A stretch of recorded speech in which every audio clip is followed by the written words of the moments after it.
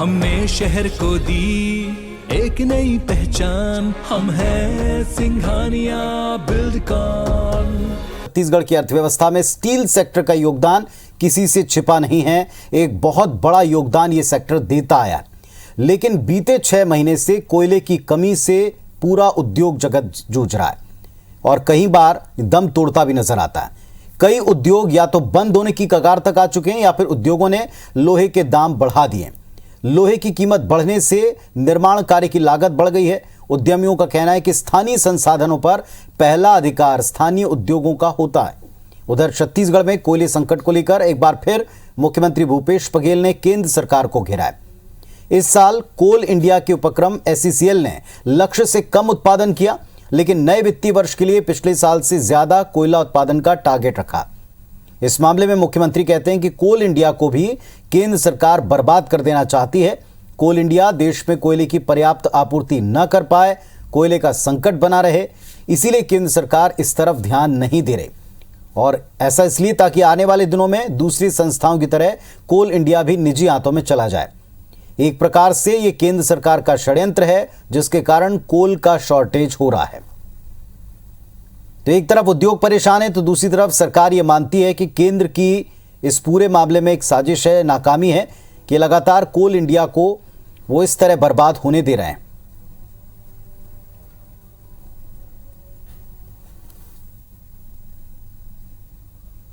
कोल India भी केंद्र सरकार की है और वो केंद्र सरकार की मंशा ही है कि कोल इंडिया को भस्म कर दिया जाए, उसको असफल साबित कर दिया जाए, ताकि सब कोल इंडिया को भी निजी हाथों में बेचा जा सके। सेल के सारे इकाइयां हैं वो बेचे जा रहे हैं, तो सब तो बेच रहे हैं, तो कोल इंडिया को भी उसी प्रकार से कर रहा है, षड्यंत्र किया जा रहा है।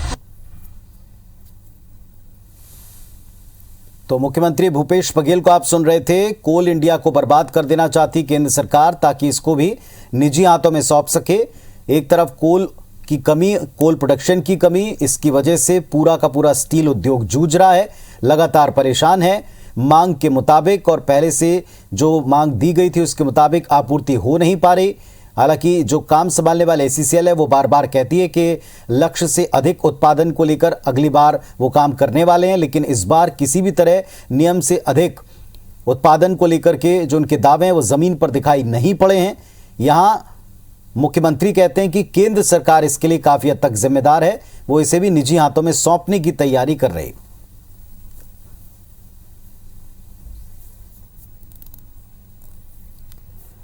और इस विषय पर बातचीत करने के लिए हमारे साथ दोनों पक्ष और विपक्ष के नेता जुड़े हुए हैं। सुशील आनंद शुक्ला साहब हैं, जो कि कांग्रेस पार्टी के मीडिया सेल प्रभारी हैं, और साथ में संजय श्रीवास्तव जी हैं, भारतीय जनता पार्टी के तेज तर्रार नेता और प्रवक्ता।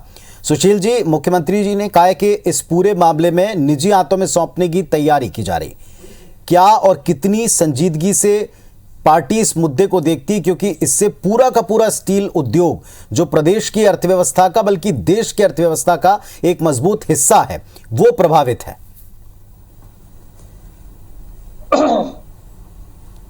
निश्चित तौर पर पुनीत जी, मुख्यमंत्री जी ने जो कहा है उसके पीछे एक बड़ा आधार है। आप देखिए पिछले कुछ सालों में किस प्रकार से मोदी जी की सरकार ने देश के जो सार्वजनिक क्षेत्र के उद्योग हैं उनका निजीकरण करते जा रही है। अभी तक मोदी जी की सरकार जब तक सेंट्रल में बैठी है, मोदी जी ने एक भी सरकारी क्षेत्र के उद्योग को नहीं लगाया, एक भी सरकारी उपक्रम नहीं बनाया गया उनके तरफ उनके द्वारा। लेकिन अभी तक मोदी सरकार ने कुल 22 से अधिक सार्वजनिक उपक्रमों को बेचा। और यही नहीं, कुछ देश के जो महत्वपूर्ण उपक्रम है जिसके कारण आज देश को गर्व है, चाहे LIC हो, रेलवे हो, उन तक को निजीकरण करने की कोशिश की गई। एयर इंडिया, जिस एयर इंडिया को कुछ साल पहले भारत सरकार ने टाटा से खरीदा था, मौली जिन नेहरू जी को गाली बकते हैं, जिन नेहरू जी ने एयर इंडिया को खरीदा था टाटा से, उसी टाटा को एयर इंडिया मोदी जी ने बेच दिया। जिस प्रकार से भी कोयला का संकट इस देश में फैला हुआ है, हमारे पास में पर्याप्त भंडार है, हमारे पास में उत्खनन करने की क्षमता है। इस देश में कोयले की कमी आज तक नहीं है। आज स्टील उद्योग, पावर सेक्टर के उद्योग सारे के सारे कोयले के कारण परेशान है। आखिर ऐसी क्या स्थिति हो गई जो कोयले का उत्खनन नहीं हो पा रहा है? क्यों कोयले को उत्खनन में बाधा पैदा की जा रही है, क्यों स्टील सेक्टर को कोयला सप्लाई नहीं किया जा रहा, क्यों पावर सेक्टर को कोयला सप्लाई नहीं किया जा रहा। इसके पीछे का षड्यंत्र स्पष्ट दिख रहा है। कहीं न कहीं एसईसीएल को कोल इंडिया को बेचने की तैयारी की जा रही है कि इसके माध्यम से हम सही ढंग से काम नहीं कर पा रहे हैं। जिस प्रकार से षड्यंत्र बीएसएनएल को बेचने का किया गया था, इस देश के इतिहास में ऐसा पहली बार हुआ था कि देश की राष्ट्रीय संपत्ति होने के बावजूद जियो की एडवर्टाइज करते हुए प्रधानमंत्री दिख रहे थे। वैसे ही कुछ स्थिति अब कोल इंडिया के बारे में दिख रही है कहीं न कहीं। दूसरा जो महत्वपूर्ण बात यह है कि आज देश का लगभग 70% से अधिक कोयले के उत्खनन का काम विभिन्न राज्य सरकारों को, जो बिजली कंपनियों को कोयले का कोल ब्लॉक आवंटित किए, उनके उत्खनन का ठेका सीधे सीधे अडानी के पास है। और अडानी की मोदी जी की क्या स्थिति है किसी से छुपी हुई नहीं है। कहीं न कहीं यह अडानी को सौंपने का एक षड्यंत्र केंद्र सरकार के द्वारा किया जा रहा है। उसी का परिणाम है कि आज कोल इंडिया इस प्रकार के जर्जर और लचर स्थिति में है, जबकि हमारे पास में पर्याप्त भंडारण है। ठीक है, संजय जी से मैं आपकी बातों का उत्तर लेता हूं। संजय जी, और हमारे पास क्या निजी हाथों में सौंपने की साजिश है? एक नहीं कई उदाहरण दिए हैं सुशील जी ने। जी जी जी, उम्मीद करता हूं कि जो मैं उदाहरण दूंगा उसको भी बड़ी गंभीरता के साथ में सुनेंगे। देखिए, दिक्कत की बात यह है कि एक राज्य के मुख्यमंत्री हैं, उनका सम्मान करता हूं, लेकिन उनके पूरे वक्तव्य में और उसके बाद उनके अधिकृत जो प्रवक्ता है उनके वक्तव्य में कोयले की समस्या के निराकरण के लिए कहीं कोई विषय नहीं है, बल्कि कोयले की यदि मान लीजिए कमी भी हो रही तो उस पर राजनीतिकरण किस तरीके से किया जाए, इस पर पूरा फोकस माननीय मुख्यमंत्री जी के बयान पे भी रहा और भाई सुशील आनंद के में भी रहा। अब हम भेज देंगे। अब आपकी शंका का समाधान किया जा सकता है, और यदि कोई बीमारी है तो उसका इलाज तो नहीं किया जा सकता। ये बार बार कहते हैं निजीकरण या डिसइन्वेस्टमेंट की बात कर रहे हैं। ये मैं आपको बता दूं, ये दर्ज है, ये अपने शब्दों में नहीं कह रहा हूं मैं। ये भारत में विनिवेश का जो विषय है ना, ये 1991 जब आपकी नरसिम्हा राव की सरकार थी ना, तभी इसको अंतिम रूप दिया गया कि विनिवेश होना चाहिए। शायद आपको भी याद होगा पुनित जी, वर्ष 1993 में रंगराजन समिति ने ही इसको सार्वजनिक क्षेत्र के लिए विनिवेश और इस तरह की चीजों को सामने लाया था। अब इनका क्या हाल है? ये कहते हैं कि हम बेच रहे हैं। जरा इनके 2009 से 14 के बीच में जो 34 कंपनियों का इन्होंने निजीकरण किया, जो बेचा इन्होंने, यदि सुनने की क्षमता तो सुना दो। NHPC, oil India, NTPC, NMDC, engineers limited, shipping corporation, PFC, ONGC, NBCC, SCL, NMDC, oil India, RCFL, Nelco, NHPC, power grid, Indian oil, SCL, Indian tourist limited, NLC. कितने बताऊं मैं जिसका आपके समय के दर्ज है ये रिकॉर्ड? ये मैं अपने घर से नहीं निकाल रहा हूं या भाजपा कार्यालय से नहीं ला रहा हूं। तो हम क्या कह रहे हैं? ये सारे की सारे सार्वजनिक है। अरे फिर वही बात बीच में मैंने इसीलिए कहा, पुनीत जी कहा ना, सुनने की क्षमता। ये सारी कोल इंडिया आज से 3-4 महीने पहले इस पर चर्चा हुई थी। अब बीच में नहीं बोलिए, अब बीच में जरा सुनिए। सरकार में हो, अरे फिर वो बीच में सरकार में हो, सुनने की आदत डालो, सुनने की आदत डालो। देश को बेचने वाले लोग हम पर सवाल खड़ा करें। अरे भैया सुनो, तुम्हारे कर्जा नहीं है 70,000 करोड़ का कर्जा लेकर बांटे। सुन लीजिए, विषय पर चर्चा करें, विषय पर चर्चा करें, विषय पर यदि दम है तो चर्चा करें। कुछ भी बात बीच में नहीं बोले, मैं सुनूंगा जब आप बोलिएगा। आप लिस्ट लेकर बैठिएगा, मैं सुनूंगा, मैं सुनूंगा ना, मैं सुनूंगा। बीच में डिस्टर्बेंस करने का क्या मतलब है? तो इनको समाधान नहीं चाहिए, इनको राजनीति करना है। आपके मुताबिक संजय जी समाधान क्या है? देश की आजादी के बाद ये हो गया आरोप का जवाब, ये हो गया कि अब क्या हो रहा है और पहले क्या हुआ था।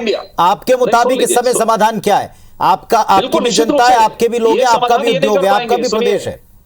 हाँ सुनिए, नहीं हमारा प्रदेश नहीं, हमारा ही प्रदेश है। इस राज्य का निर्माण के लिए भी लोग 50 साल भटकते रहे कांग्रेस शासन में। अटल बिहारी वाजपेयी जी ने राज्य का निर्माण किया, ये क्या करेंगे?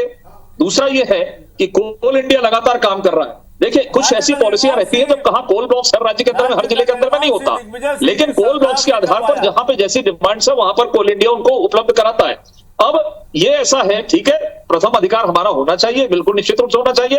3-4 महीने पहले भी ब्लैकआउट की बात हुई थी, कहीं एक दिन भी कहीं ब्लैकआउट की स्थिति बनी?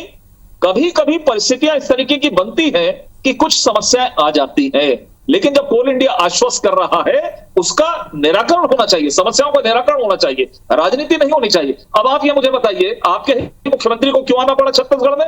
हमने तो क्लियरेंस दे दिया था केंद्र ने। क्या हुआ अचानक रात को 2 घंटे में कि अगले दिन आपने एनओसी दे दी? देखिए, कहानी किससे कांग्रेस के जमाने के हजारों हैं। कभी बैठेंगे। चलिए अब उत्तर लेंगे सुशील जी, उत्तर दीजिएगा इन बातों का, और कहां समाधान है? क्योंकि प्रदेश में ये जो संकट है ये उद्योगों से, और उद्योगों का संकट आपसे छिपा नहीं करेगा। केंद्र ही करेगा इसका समाधान। ये क्या करेंगे? ये 3 दिन की राजनीति करेंगे केजरीवाल बैठकर। ये कोल इंडिया नहीं करेगा, उत्पादन बढ़ाएगा, देगा इनको। इन्होंने उनको ऑप्शन भी दिया था। करने में लगे हैं, देश की सारी संपदा को बेचना नरेंद्र मोदी जी की शगल बन चुका है। नरेंद्र मोदी से देश नहीं समझ रहा है। कभी कोयले का संकट आता है, कभी देश में रेलवे का संकट आता है।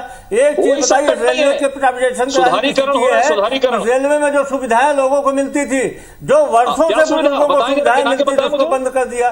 कल 1 अप्रैल से जो देश के लोगों को सुविधाएं मिलती थी, जो मकानों को उसमें ब्याज मिलता था, उसको बंद कर दिया। जो हमारे सीनियर नागरिकों को रेलवे में सुविधाएं मिलती थी, उनको बंद कर दिया। कहीं न कहीं देश नरेंद्र मोदी से समझ नहीं रहा है। देश को, जनता को सिर्फ बेवकूफ बनाने का काम भारतीय जनता पार्टी कर रही है। कोल इंडिया को सीधे सीधे निजी हाथों में सौंपने की एक साजिश भारतीय जनता पार्टी के द्वारा। संजय जी आप यहाँ पर भी दावा कर रहे हैं, 1 मिनट सुशील जी 1 मिनट दीजिएगा। संजय जी आप यहाँ भी दावा कर रहे हैं कि इसका हल केवल केंद्रीय करेगा। केंद्र में आपकी पार्टी की सरकार है, विभिन्न विषयों का आप कह रहे हैं सुधारीकरण का कार्य चल रहा है, लेकिन इससे बहुत सारे लोगों का परिवार रोजगार जुड़ा है, बड़ी बड़ी इंडस्ट्रियां और उससे अर्थव्यवस्थाएं जुड़ी हैं। एक लिमिट तो होना चाहिए, और ये समस्या है ही नहीं, ये कहकर हम समस्या को कैसे दरकिनार कर सकते हैं? समस्या तो है, तब तो उद्योग बोल रहे हैं। देखिए पुनीत जी, समस्या सामने आती है, समस्याओं को ही तो निराकरण किया जाता है। समस्या ही नहीं रहेंगे तो दिक्कत की क्या बात है? काहे की कोई मांग है? आज राजस्थान के अंदर में पावर सेक्टर के लिए कोल ब्लॉक्स की आवश्यकता थी, खदान माइनिंग के लिए, केंद्र ने दिया। क्यों राजनीति हो रही थी छत्तीसगढ़ के अंदर में? क्या हम समान दृष्टि के हिसाब से हम बात नहीं कर सकते? देश के अंदर में जहां कोल ब्लॉक्स है वहीं दिया जाएगा ना। कोई राजस्थान पैदा तो करके नहीं लेकर कि कोल ब्लॉक्स अपना पैदा करो यहाँ पर, या निर्माण कर लो कोल का। तो देखिए ऐसा है, समस्याएं समय समय पर विभिन्न प्रकार की समस्याएं आती है और समस्याओं का निराकरण होता है और उसके बाद काम आगे बढ़ता है। आज तक एक दिन भी इस तरह की स्थिति बनी कि जब कोल नहीं मिला, कोल की शॉर्टेज होती है, कभी दूसरी चीजों की शॉर्टेज हो जाती है, इंटरनेशनल परिस्थितियां होती है। आपके मुताबिक इसका समाधान कब तक होगा? निश्चित नहीं, समाधान अभी तो बिल्कुल कमी उतनी नहीं है जिसको प्रोजेक्ट करके बताया जा रहा है मुख्यमंत्री जी के द्वारा। जी सुशील जी कुछ कहना चाह रहे हैं? सुशील जी किसी को भी किसी प्रकार की कोई कमी नहीं होगी। जितने सुशील जी घर में जब आग लगती है तब कुआं नहीं खोदा जाता है। पुनीत जी, जब घर में आग लगती है तब कुआं खोदा नहीं जाता है। स्थिति बहुत भयावह होने वाली, इसलिए मुख्यमंत्री जी बोल रहे हैं।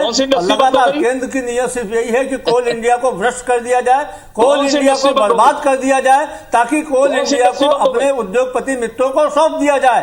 ये सीधे साजिश रची जा रही है मोदी सरकार के द्वारा देश के छोटे छोटे उद्योगपतियों को समाप्त करने की, कोल इंडिया में एकाधिकार करने की जो साजिश रची जा रही है, उसी का परिणाम है। मुख्यमंत्री जी बोल रहे हैं, अरे जब हमारे पावर प्लांट बंद हो जाएंगे, जब हमारे स्टील उद्योग बंद हो जाएंगे, छत्तीसगढ़ की रीढ़ है, हमारी प्राणवायु है, हमारा पावर प्लांट, हमारा स्टील सेक्टर, जब वह बंद हो जाएगा उसके बाद में स्थिति पैदा होगी। ये भारतीय जनता पार्टी सिर्फ और सिर्फ कोल इंडिया को बेचने के लिए साजिश रच रही है, ताकि अपने निजी उद्योगपति मित्रों के माध्यम इनको सौंप के देश की एक महत्वपूर्ण संपदा है, देश की जो नवतम। संजय जी आप एक लिस्ट बता रहे हैं और लिस्ट दर्शकों ने सुन ली, लेकिन एक लिस्ट यहाँ के उद्योगों की निश्चित तौर पर है। आदरणीय संजय जी, एक लिस्ट यहाँ के उद्योगों की है और टीवी स्क्रीन पर भी चल रही है, जिसमें वो लिखते हैं कि इंपोर्ट करने की नौबत आ रही है, बाकी के दूर स्टेट से उनको कोयला आपूर्ति करवानी पड़ रही है, लेना पड़ रहा है, इससे कॉस्ट बढ़ रही है, इससे उनका प्रोडक्शन घट रहा है, इससे उनकी दिक्कतें हैं। और ये आपसे अछूता नहीं है, क्योंकि आप भी उद्योग जगत से उतना ही जुड़े हुए हैं, ऐसा सब लोग मानते हैं, हम भी मानते हैं। लेकिन इसके बावजूद समस्या से मुंह फेरना या आंख बंद करना किस हद तक सही है, और क्या इसमें राजनीति नहीं है, ये इसके उत्तर आपको सभी को देने पड़ेंगे, उद्योगों को। बहुत शुक्रिया फिलहाल आप दोनों का इस विषय पर आने के लिए, अपने पक्ष रखने के लिए, अपनी बात रखने के लिए।